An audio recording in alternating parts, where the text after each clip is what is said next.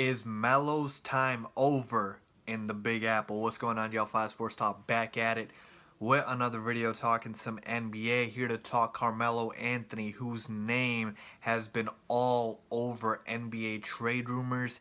And it looks like with each passing day, Melo's time in New York is limited. And rumors have now obviously surfaced that Phil Jackson is really trying to trade Carmelo Anthony, and he is going forward with the rebuilding process, which he should have done a while back, but that's another topic for another day.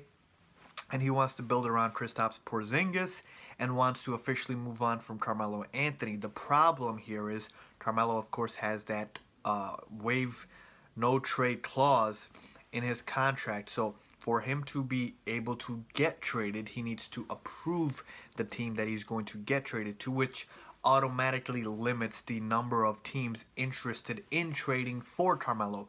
But with that being said, there are still a number of suitors for Carmelo Anthony.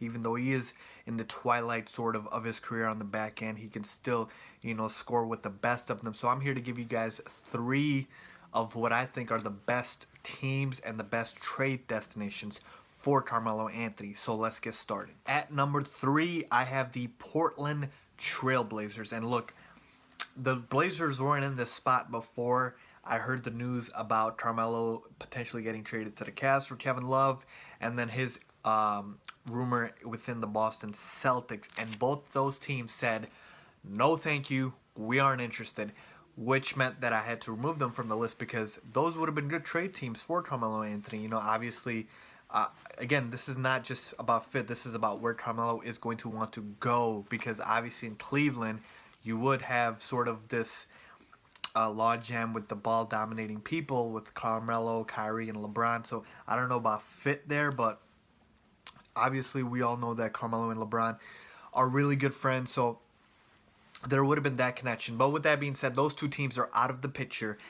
That is why I have the Portland Trailblazers here. A long shot, but they definitely need a small forward. They definitely need some scoring from that position. Right now, the team is way too dependent on their backcourt scoring of Damian Lillard and CJ McCollum, and Carmelo would definitely provide another scoring punch that they badly need because their front court is awfully weak, and the reason why they've been a disappointment this year. So Melo to the Blazers would actually be a better fit than most people think.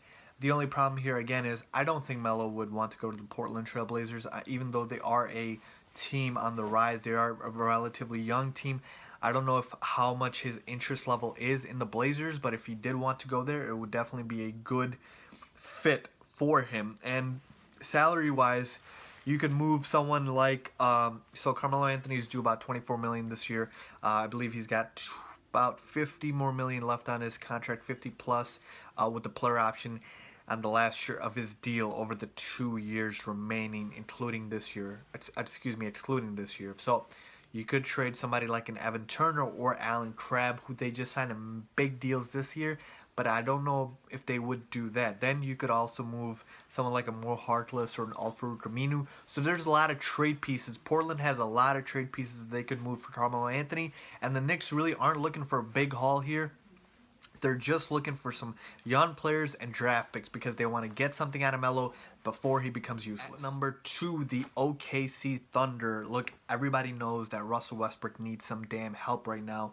He is averaging a triple-double because he has no choice. There is nobody else on his team. Sorry, Victor Oladipo, but he's not been as good as advertised. So they could definitely use Carmelo Anthony, another scoring punch on that team. I don't know how the chemistry would gel between Westbrook and Melo, who are both ball stoppers and both huge usages of the ball. But with that being said, that's another trade potential destination for Carmelo Anthony. I will say this, though. I've looked at the Thunder's contract salaries, and it's very hard for me to see them trying to make a deal with the Knicks because they have literally no one to offer here. You got the highest salary payroll, because I know they're not going to give up Enes Kanter, they're not going to give up Steven Adams, and obviously they're not touching Russell Westbrook. So if it's not those 3, then who is it? Because the roster is just barren. Outside of that, you got Alex Abrines, Kyle Singler, Anthony Morrow, Nick Collison making the most money after that. I don't think that interest in New York Knicks, even though their asking price has gone down considerably. So for me judging from what the Knicks want, I don't see OKC as a huge trade partner unless they throw in like 3-4 draft picks, which I don't know if they would do. They would mortgage their future like that, but again, you never know. So OKC is another trade destination. I'm just hesitant on who they could give back to the New York Knicks. And finally, at number 1, the best fit by far for Carmelo Anthony, by far, the Los Angeles Clippers. And again, this rumor is actually not even just a rumor at this point. There have been multiple sources reporting that Carmelo Anthony and the New York Knicks are trying to get a trade going with the Clippers. But they're just looking for a third team right now because they don't want to take back Jamal Crawford's 3-year, $42 million contract.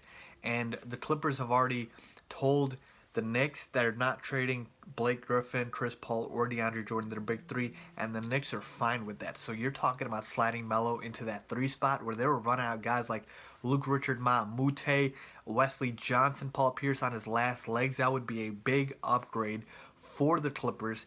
And now you could see them make that, sort of a statement in the West, which is dominated by the Warriors.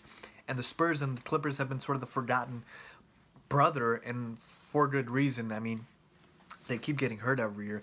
But with that being said, Melo to the Clippers would be a power move. I think Carmelo Anthony would definitely approve this trade. You're talking about Los Angeles, talking about a big city, talking about La La Land. Carmelo Anthony, I think, would definitely prefer the Clippers over any of the other teams that I mentioned, and really any of the other teams in the NBA, just because they're the closest to a contender to winning, and they give him a big city environment that I know he likes because of New York City. So the Clippers would be the best option for Carmelo Anthony. Really, if you look at their salary cap, if they're not going to take back Jamal Crawford, you still got Austin Rivers you can give up, Wesley Johnson, obviously draft picks. The Clippers situation should be win now, because if you don't make that statement, Chris Paul and Blake Griffin, who are free agents next year, could bolt, and that is the end of the Clippers. So for them to sacrifice long-term picks for a short-term Carmelo Anthony, I wouldn't mind that at all, just because they are in a win-now mode, and this would be the right move for the Clippers to make, I believe. Even though I'm not the biggest Carmelo Anthony fan, I do think this is the best fit for him. So now you would have a lineup of Chris Paul, JJ Redick, Carmelo Anthony, Blake Griffin, and DeAndre Jordan. That's a power move right there. I like the Clippers as the number 1 trade destination for Carmelo Anthony. So there you have it, folks. Those are my top 3 trade destinations for Carmelo Anthony. Let me know what you guys think. Do you guys have any teams that I maybe have missed, or other potential trade destinations? Leave them in the comments down below. And as always, don't forget to subscribe. Thanks for watching.